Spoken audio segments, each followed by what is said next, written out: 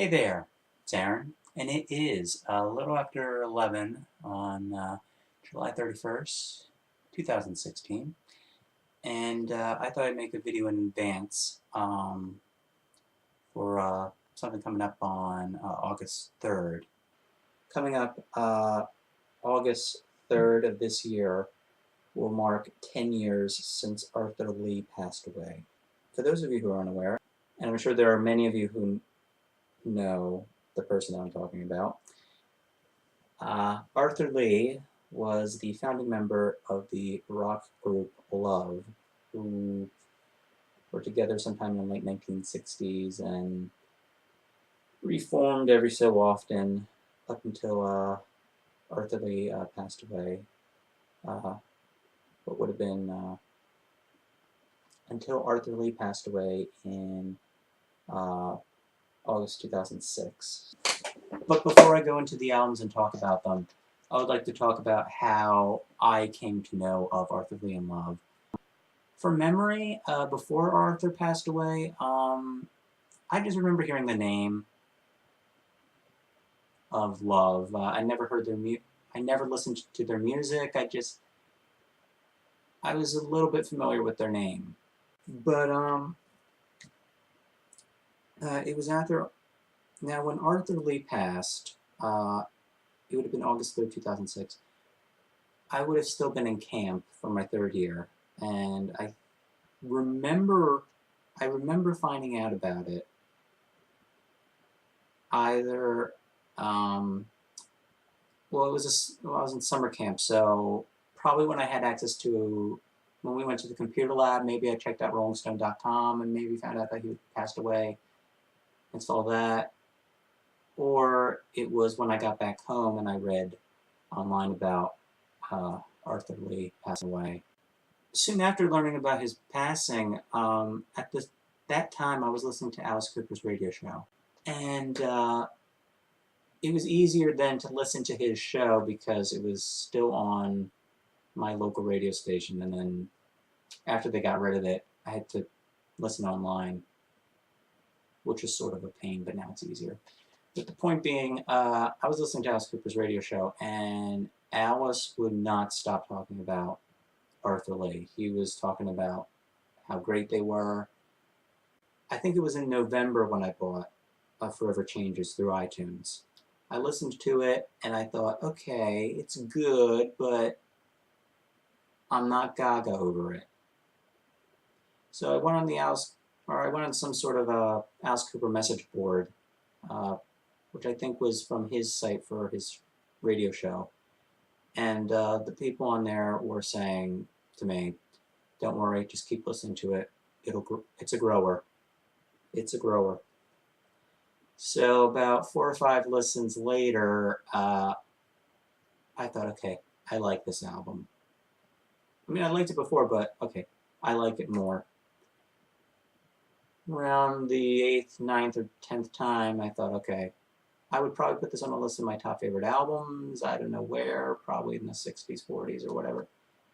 And then more 10 plus listens later, I determined that it was one of my top 20 favorite albums of all time. I think I have it at number 16, so it's my 16th favorite album of all time. Okay, so the first Love album came out in 1966. They released the first Love album, and they were signed to Elektra Records, and which would later become the label for The Doors, obviously, and the MC5 and the Stooges. Of the first 3 albums that Love made with that classic lineup, or of that era, the classic Love lineup, if you want to call it, it's probably the weakest of the 3, but it is not a bad album at all. No, it is not a bad album. There's about, how many songs on here? Like, yeah, there's 14 songs on here. That's an awful lot, but most of them are 2 minutes, really. My Little Red Book is the first song on here. Great song. And a little bit of a hit for them. It got them on American Bandstand, I think. And it was a cover of the song by Burt Bacharach, I think. Ken Explains good. Message to Pretty, which I think is about Arthur's girlfriend when he was a teenager. I may have that wrong. My Flash on You is good. You I'll Be Following. They cover Hey Joe. Signed DC, which is biographical tune about a former bandmate of Arthur's named Don Conca. Don Conca, DC. And from what the song is telling us, he's very relying on drugs, and that's what the song's about. It's depressing, but it's well written.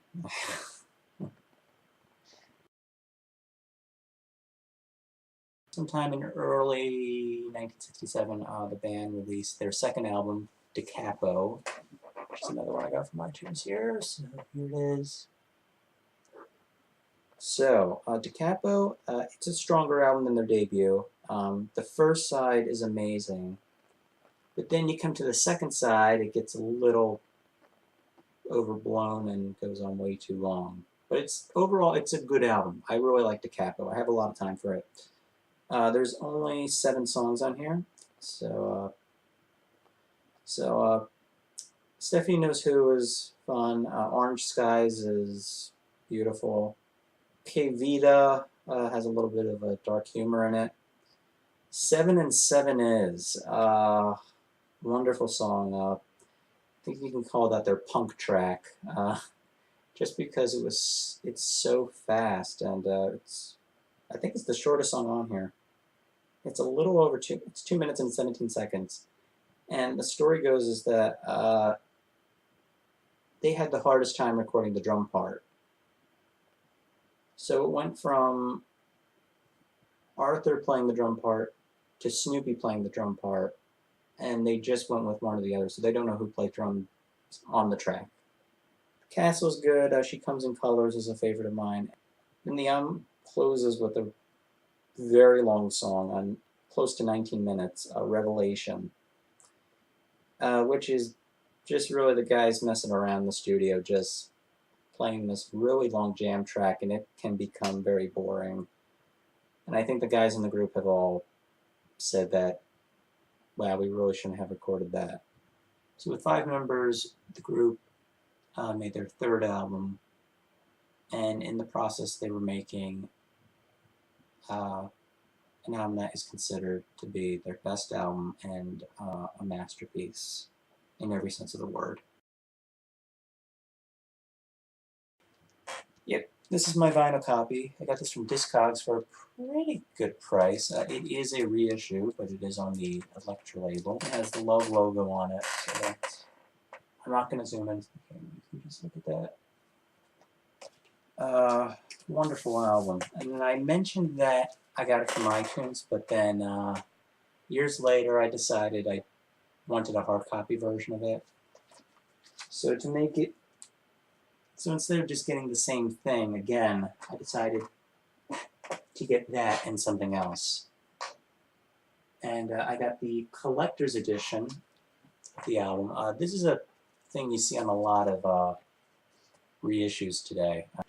Alone Again Or is a wonderful way to open up the album with the strings and the orchestra and whatnot. It's beautiful. A House Is Not a Motel is my favorite off the album. Great song, great lyrics from Arthur. Great lyrics from Arthur. And More Again is good. The Daily Planet. It's a little bit of a bouncy sort of psychedelic track. Old Man is good. The Red Telephone has some great lyrics. Maybe the People would be The Times or Between Clark and Hilldale. Long title, but it's a great song. And the thing that Arthur does there is that he cuts off each verse and then continues it in the next one. Just listen to the song and you'll see what I mean, or hear what I mean. So. Live and Let Live's good. The Good Humor Man, he sees everything like this.